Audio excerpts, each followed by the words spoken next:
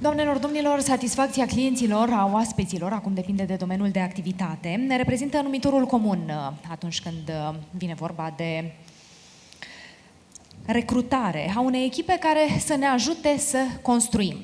Următorul invitat arată un spirit competitiv puternic, stabil în fața provocărilor, exprimând esența perseverenței și determinării. Doamnelor, domnilor, în aplauzele dumneavoastră, Pedro Pinto, care este Director of Operation Corpo Santo Hotel. Pedro. Thank you. Thank you.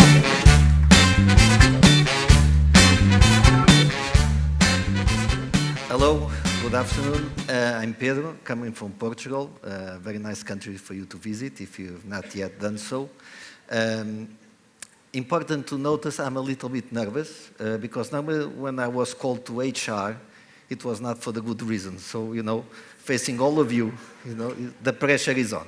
But I'll try to be more calm during these 40 minutes that we have here. So, first of all, I'm a father, 16 years of experience as a father, customer-centric, maybe maniac, 26 years, teacher for 16 years and counting, then a leader today, tomorrow we'll never know, right? You can be fired, something like that. After this presentation, something can be wrong. Then I was food and beverage manager, 12 years of experience, and hotel manager for the last 10 years, okay? So, taking this into notice, I would ask you to a round of applause for the staff of the hotel. They feed us, they made our beds tonight, they are going to feed us tomorrow and still do all the things. So, please. So, regarding Corpo Santo Hotel, we are a 5-star property in Lisbon. We have 75 rooms, and when I was hired to go to the hotel, to work there, first time I visited the hotel, I thought, this is not a 5-star hotel, this is a 4-star hotel, okay?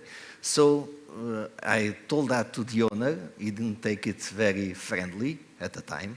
And what happened was that from that day on, we started to develop strategies to implement in the hotel. So the 4 stars would not be so, for the type of guests that we have, would not be so impositive like it should.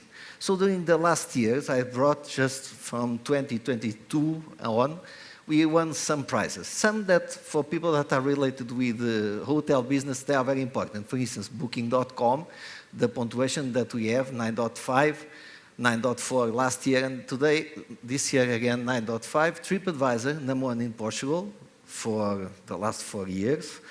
#1 in Lisbon for the last 6 years. #3 in Europe. And #16 in the world. This is very important because each time that we won this award, the number of reservations, it goes wild. So one day after the prizes get out, we increased the sales for the prices came out like last month. We increased the sales for this year because we can analyze the sales that come out of TripAdvisor. So we increased the sales almost in 400,000 euros. That's a lot of money, okay? Just in 2 days. So it's a very important prize. Then we have Google.com. And Google is very funny because like TripAdvisor, if now you went on my webpage and you made a review, hopefully a good review. If it is false, make it good, please. So if you go on the web page, you can do it, even without being there. So it's very strange, but it happens. Last month, for instance, we had an attack on our Google page. You can go there and check it out. We had a person on Telegram, it's like a WhatsApp, and they said that we paid 8 euros for each amazing comment that you wrote. And we got in 5 days 400 and something comments, false comments of 5. We answered to all of them, this is a false comment, we do not pay money to any of these people. You see, so sometimes strange things happen. But we are very honest, and why did you answer to all the questions, all the comments? Because if you were a guest, or if you were making a comment, you would read this and say like, these guys, they think different. We didn't take all the good comments there as granted because they were false. So in Expedia, we have also a very good grade. So as winners, because we consider the team as winners we have things that are very common to all the staff. Everybody wants to win and loves to win. Then it's a daily battle because you have to, before we talk about finite games and infinite games, and for us it's an infinite game. Every day at midnight, the game starts again. So if you are number one, every day the battle continues, okay? And the pressure is on. But most of the times it's very lonely and very frightening sometimes because you are really afraid of becoming number two and be the worst professional in the world. Because after being number one, to become number two, really you think like you are going to be the worst professional in the world. My son came with a solution to that. He said, like, open another hotel, and then you don't have the pressure of number two, because it's going to be you also. And we made it. We opened another hotel in September, and for like 15 weeks, I was the happiest man in the world, because I had one hotel number one and another hotel number two. So the pressure was off, okay? But it was good. It was good for 15 days. Nevertheless, this is our team, and we always present our team like this. It's funny, because there is only one website that allows us to present, instead of the image of the hotel, that allows us to present the image of the team. All the other websites, for instance, TripAdvisor, Expedia, so on, they make you have an image of the hotel, like every hotel. So what they want is not to have the best hotels, but to have everybody similar, so the choice of the guest is like the hotel that is most beautiful or not, okay? So we have the team. And this is Oscar. Oscar is there, is a dog. We have a Portuguese saying that when you are afraid, you should buy a dog. So we have a dog, okay? Ceramic dog that is always on our pictures. We can search it. So this is part of our team in Lisbon. So, in terms of the challenge that we have in our team, for the generations that work there, first of all, we have social pressure. Nobody wants their sons or daughters to be a waiter, a cook, a guy washing the pans and pots, doing rooms. Nobody wants that. So everybody wants for their sons to be architects, engineers, doctors, lawyers, you see. So the social pressure is there. Then the staff that we have, on average, we have 24 years old. So it's quite low for a 5-star hotel. I'll explain later on what this means. Our turnover, the industry, is 80 to 90%, sometimes 120%. So imagine all the people here, now they go to the coffee break, and then when they come out of the coffee break, it's new people, you know, so it's like, you know, and then you go out for another coffee break, come in, it's another new people. So this is what happened in the hotel industry. So we fight a lot against it, okay? So that is a big problem that we have there also. And then the lack of education on the interaction with guests. And this comes out of the age. Our average guest age is 60 plus, okay? And our average of our staff is 24 years old. So what happens is that guests arrive to the hotel and they see their grandchildren, and our staff see their grandparents, okay? So it's strange.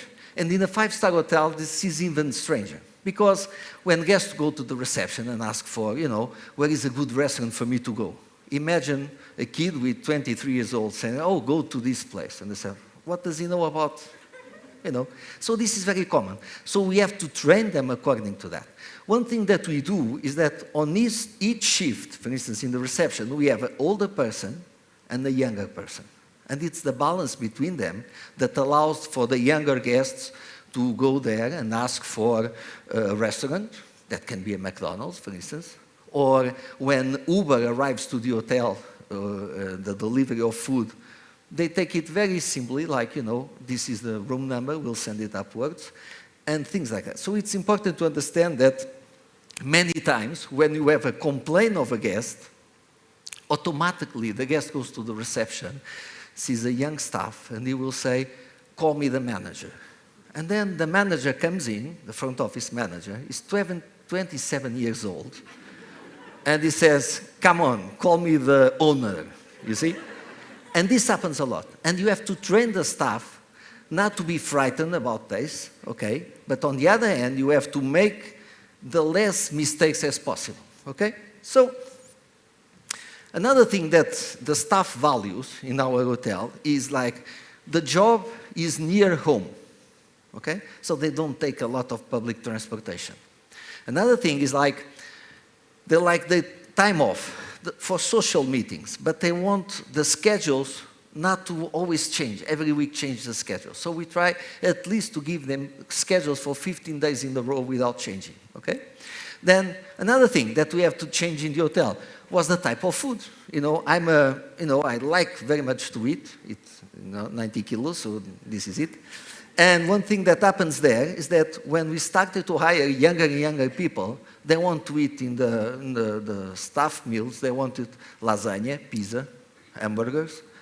And the older staff, they didn't understand the concept. You see? So it was difficult to balance things. Today, they are eating better because they are learning with the old ones. But nevertheless, many, many times we have this type of approach. Another thing is like they prefer online training rather than in person, okay? But we don't allow it as much as they want.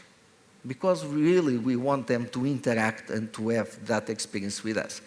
And then it's very easy. They like the work environment because they got a lot of rewards, a lot of prizes. Each time we win a prize, each time they get a lot of guest comments, they get reward. They get the knowledge. Every week we do that. And the instructions that we give are very, very simple. So we don't ask people that are in the reception to go to the restaurant, to go to the bar, to go to the rooms, no. They are specifically in that area, okay? It's an investment bigger than in many other hotels, but it's the way that we do. Another thing that is important is like, how do we train our staff? And it's easy. We started using a concept called gaming of games, okay? And why did we choose gaming? First of all, because it was the easiest and cheapest way to interact with them. Quite easy, they learn things. It was fast, so we have some training games that we do that takes like 15 minutes, and we'll see the results, okay? Because we always measure that. And gaming is not the same as playing, okay? So many times we confuse both ideas, that is, because I'm gaming, I'm having fun, or I'm having just playing something. No, gaming is a very different thing. And all the team is doing this thing. I brought the gamification, you know, from Wikipedia. I brought it in, and so it's this amazing text, but we prefer this one. Okay? It's fun for them and for the people, the trainer. It's worth it because it's very easy to implement, and you get results right away because people interact very fast. And all the team is doing it. And how do we do it? Well, I brought one example of gaming that we do there, like this. It's Lego Serious Play. It's something that Lego developed many years ago, and it's open source, so you can. I left here some in the internet where you can search for. So many companies, schools, and individuals are doing it. Why? Because it's very easy. People interact. Almost everybody, specifically the new generation, they know how to play Legos quite a way. So if you put a bag full of Legos in the table, 1 minute after they sit, they are doing something.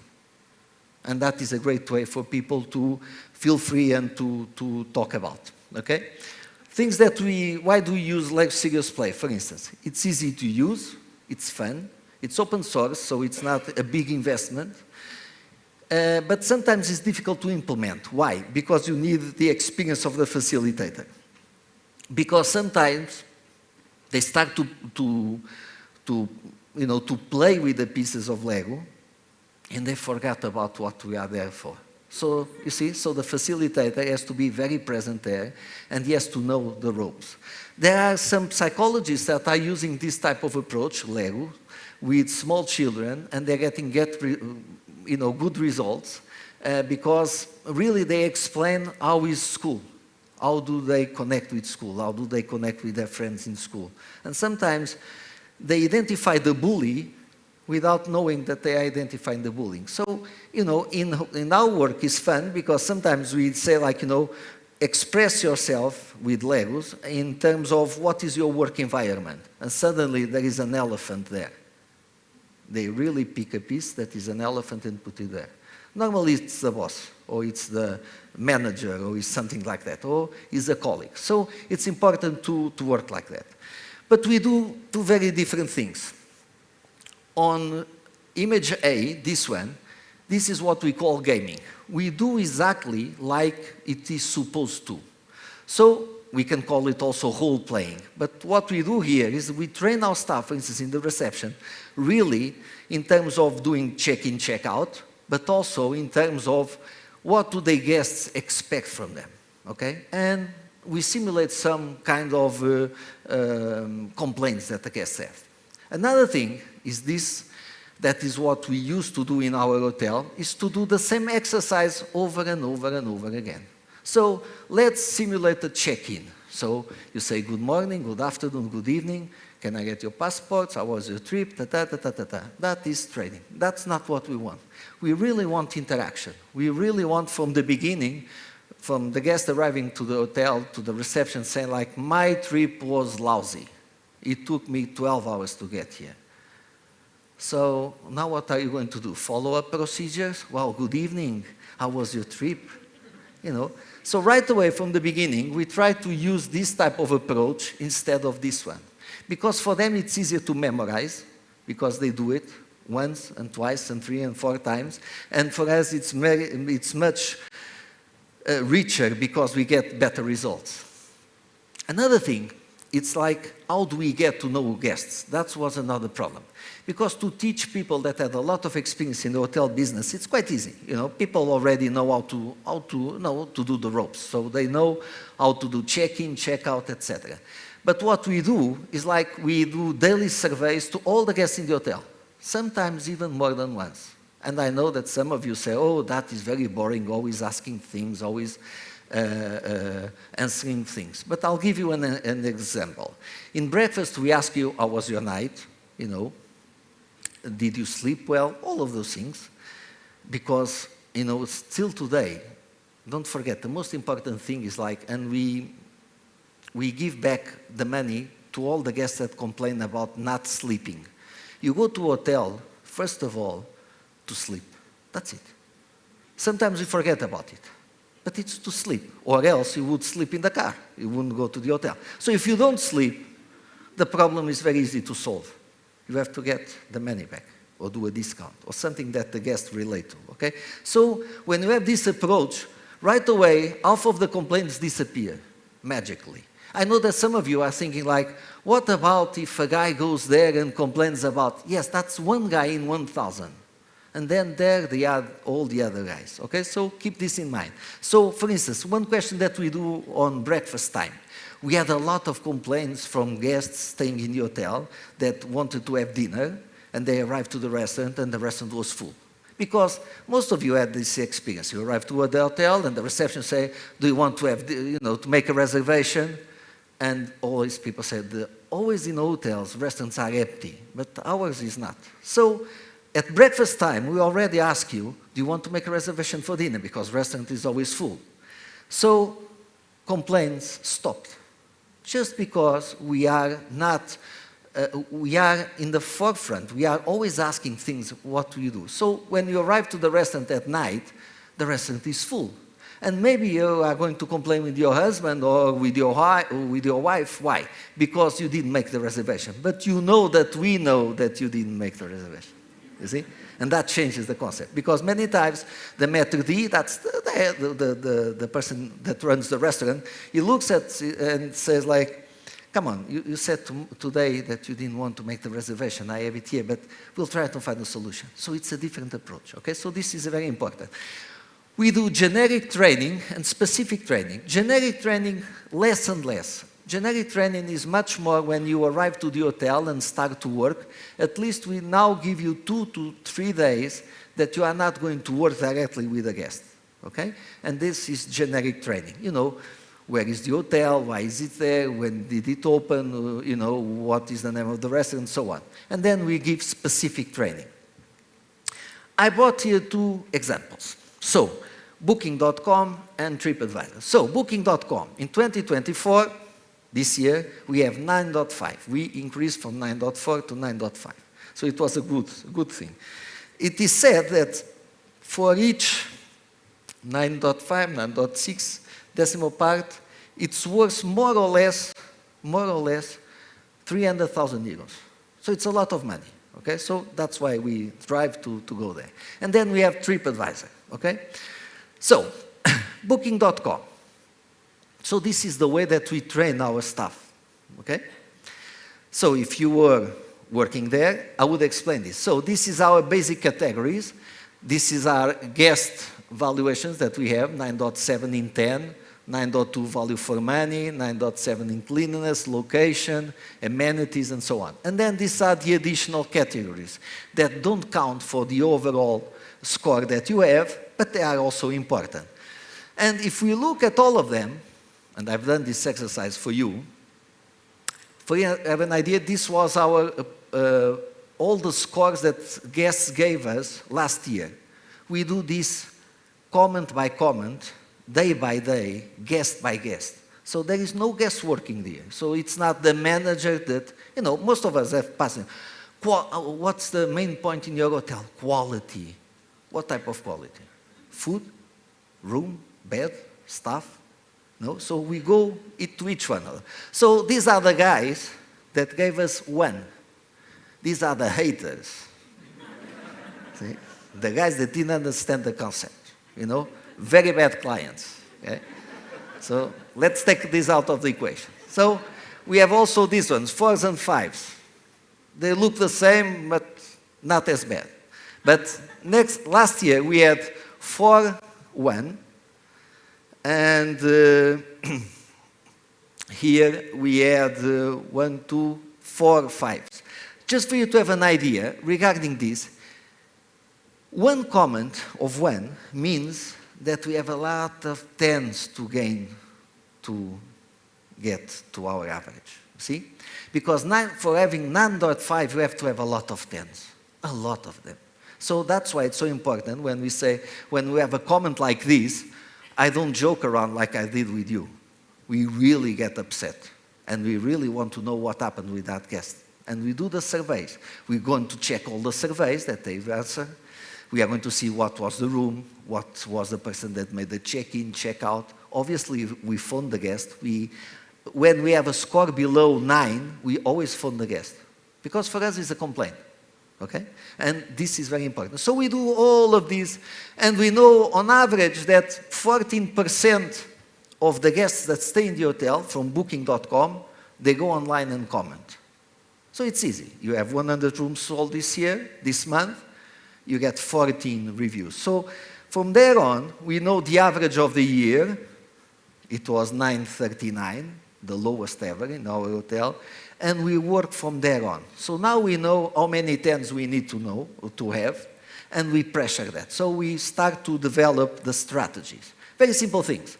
So the things that the guests dislike in our hotel is the value for money. It's common, it's because it's the amount of money that you pay for the service that you get. Okay, so it's always, in 5-star hotels, normally value for money is always low. Okay, we charge on average 400, 500 euros per day per room, so it's quite a lot of money. So value for money. So the second thing was the fitness center. They gave us 8. Our fitness center, it's like 15 square meters. We put everything inside. Okay. And the thing was like, if we have a lot of equipment, maybe they are not going to complain, but they complain all the same. Okay? Then we have room view, and room view 7.6, it's quite low. And why it's so low? Because we are in a good place, but the views are not good. 60% of the views of the hotel are for a small street behind. Okay? So can we do something about it? More or less. More or less. Okay? So let's see. So for the value for money, what we do is now we train our staff in attributing room categories. They are much more looking for instance, older people, they don't need as much as young people the view of the room. Okay? That's what we understood. We do role playing also. We train our revenue manager not to be too greedy. You see? Because sometimes she increases the prices so much, and then the guests going down. On the other hand, if she not increase the prices, then the manager goes on her. So, you see, so the balance is there. We analyze all the guest comments and try to understand what are the rooms that are really the worst rooms in the hotel. So we avoid them to give them to the guests right in the beginning. So we only give them in the last resource. Regarding room training attributes, room categories, so it's the same.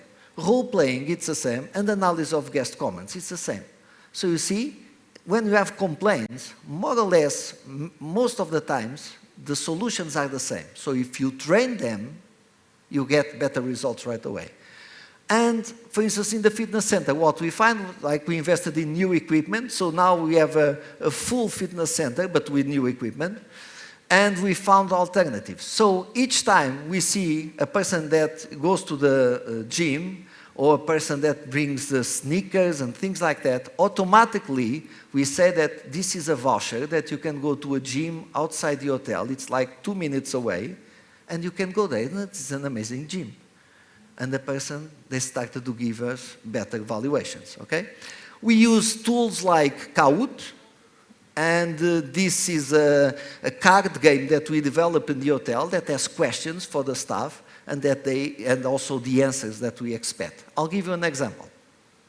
For instance, normally if you go to the reception of a hotel and you ask for, what is the time of breakfast? They'll tell you 11 o'clock, it ends at 11 o'clock. What we want our staff to do, basic, it's to say it's from 7 a.m. to 11 a.m. That's the basic answer. But then the professional answer will be, it's from 7 a.m. to 11 a.m., but from 9 to 10, there's a rush hour there. It's going to be difficult for you to have breakfast. So that's the professional one. And then there is the star. The star answer is very easy. From 7 a.m. to 11 a.m., from 9 to 10, it's a rush hour. But if you have time, try the Benedict eggs. So it's very simple. So if you train your staff like this, you have amazing staff with very easy answers. And that's what we find, okay? But with TripAdvisor it was worse, because we have 5 in everything. Okay? So how can you improve 5? How can we improve the best? It's very easy. We try to have less complaints as possible. Okay? Second thing, the number of reviews. We want a lot of people commenting, positive comments, obviously, and detailed comments. Okay? So we train our staff in terms of complaints. We are always training them in terms of customer complaints. How do they work with it? Then we identify the type of guest. So right away, there are guests that prefer a discount and guests that prefer an offer of the room. So different concepts. So they have to have that. They have the possibility of right away of doing what they have to do. So they don't need to go to the manager and things like that. Then what we do is we don't take things like the price per day. Oh, because it was low, she's complaining, but she's paying this amount of money. No, we don't accept that anymore. Any guest is paying what we ask them to pay. So it's our problem to solve. Because normally this happens a lot in hotels. Oh, they are paying less, though, so they go to the worst room in the hotel. Very common thought in the hotel business. And no defaults. We try to find no defaults. In terms of reviews, the daily surveys, we have KPIs per each person, not the reception, each receptionist, they have different amount of reviews that they have to get during the month. And they get money for that, okay? So each time the guests use their name to put on a detail, on a comment, that's good. Because people like that. When you read reviews, you like the name of your staff there. Then long tests, we love comments with long tests because it's really where people explain. And things that create memories, because this is the thing that we are trying there to create. So regarding guests, where do we start? Simple. We have clear objectives, so everybody knows how many guest comments, how many scores we have to have. We have expectations, try to fit the expectations of the guest, but for us, expectations is not a thing of us. So we don't care too much about the expectations of guests. Later on, we'll see why. We sometimes we ask what they like, but we are not very on this also. It's strange. We'll see later on. And what do they want to do every day? It's also known as consistency. The steps that we used to start with this gamification in our hotel was we made some rules, some basic rules, that you have to go to training, you have to be there. We have goals, so everybody has a goal to achieve. We have a strategy in place because we know we don't fire in all directions. We go specifically where we have problems and we train them to that. Because more and more when we give training to our staff, you want them to solve all complaints. It's not possible. Solve only the complaints that are possible to solve and leave all the others, okay? We have achievements, so we celebrate. We have mastery because we really train our staff. We have fun because to train them in terms of gamification is to have fun. We appreciate the work. We also look at the progress every day. And the collaboration. What you feel inside the hotel, it's more and more they collaborate one with the others. So the steps that we need to implement gamification, it's leveling everybody. So you cannot have like a lousy restaurant and a very good hotel, or the opposite. You have to level everybody, or else the experience will not be good. Many times guests, they give you 9 instead of 10. Why? Because they had a lousy breakfast. Don't forget that breakfast, not tomorrow, but the day after tomorrow, the people that are attending this conference here and are going to do checkout, it's the last great interaction that you have with the hotel. So if breakfast is lousy, you're going to say, well, the receptionists, they are nice, but breakfast was lousy, Even if the conference was great, Doru will take but breakfast was lousy. You will have complaints. You see? So this is an approach that is very important. Then we have a reward system implemented. We have a storyline. So we explain really to people what we do to our staff, teamwork, leaderboards. So we know the persons that have more guest comments in the hotel. We have challenges and we have risk. The risk is that when you ask for a lot of comments, sometimes bad apples come also. Okay? So we have to take those risks also. The biggest challenge was that it was very time-consuming in the beginning to find the right games, to find the right amount of time to train the staff. It was the staff turnover. They are always changing. We have our turnover is more or less 20%, but it's always changing. Sometimes it's the best guy in the team. For instance, in the beginning of this year, we had one person that per year had 500 comments with his name. So a lot of comments. So it's like Cristiano Ronaldo leaving home. And on the other hand, we have to be consistency. But the 3 pillars of service that we use in the hotel, and this is the most important slide of today, they are very simple.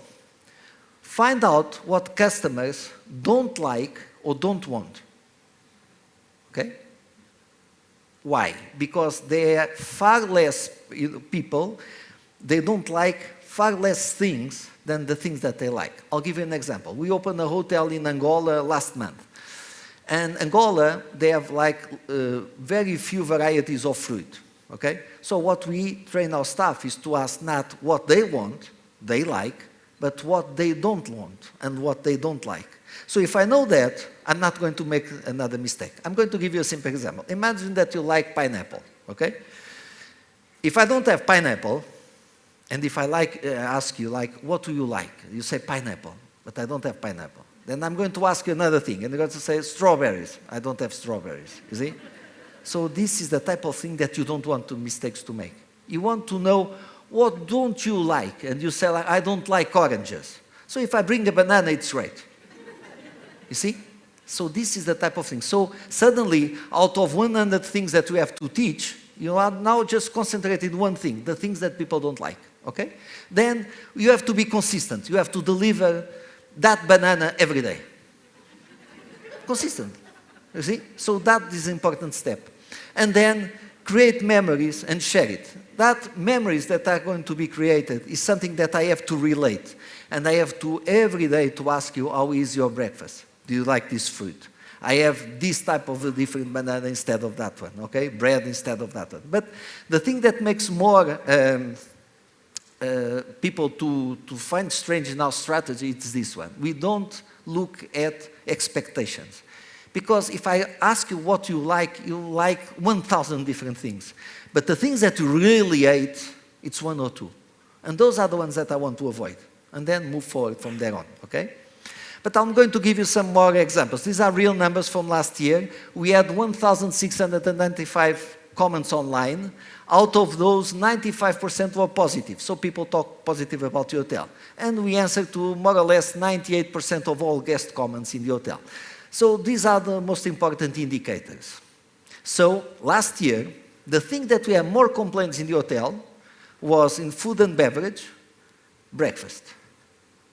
So a lot of people, 100 people, complain about breakfast. They really write it. It's not just, oh, breakfast. No, they wrote it somewhere, and there is somewhere on the internet some guy saying like, breakfast was lousy. Don't forget that breakfast is one of the things that is almost every time included in the stay. So it's something that you are not going to skip, okay? So breakfast. So we look at this, and then we have other things, but breakfast was the worst. So here are some examples of breakfast, breakfast was not good, the service was not good, all the things. So we thought that we had a problem. So we developed a lot of strategies, gamification with Kahoot, for instance, so they answer online, and we train the staff. And what we've done, we use also this, the guest guru for the restaurant, and we train the staff. They can train alone, playing with the cards, brief sessions, one-to-one, and clear questions. There is another thing. It's for HR, this is not good publicity, but every time we get a bad comment on our daily meeting, we have to read it 10 times. You see? So if you have 2 bad comments, you listen to them 20 times, and it's awful for the team. So they try to avoid. But this is some type of, I shouldn't say this, punishment or something like that. But at some point, it works, because people start to clearly see in their minds that, they should avoid this type of things. But again, we tried this. And this is from January to April last year, and this is now January to April this year. Okay, so we came from 47 bad comments in breakfast to no more bad comments. Okay, so training really exists. And this is the type of data that we show them to see that it is good to them to be trained, and it's good for us to do this type of investment, okay? So, because many times you train people, but they don't see the end, they don't see the result. So this is very important to have results. If you don't measure, you don't manage it, okay? So another example of training. We had a fire in the hotel in August 2023. It was an amazing evacuation, 4 minutes. The staff was trained to do that. We do it twice a year. It was an amazing thing. And nobody got hurt, guests and staff. We know the building, we know how to do all the things. And the evacuation of guests was great, okay? But we had a problem. When we got out of the building, we and 120 guests, we never made the simulation of what's next if you cannot go into the hotel. And suddenly, there we were, with 100 people, and saying like, now what?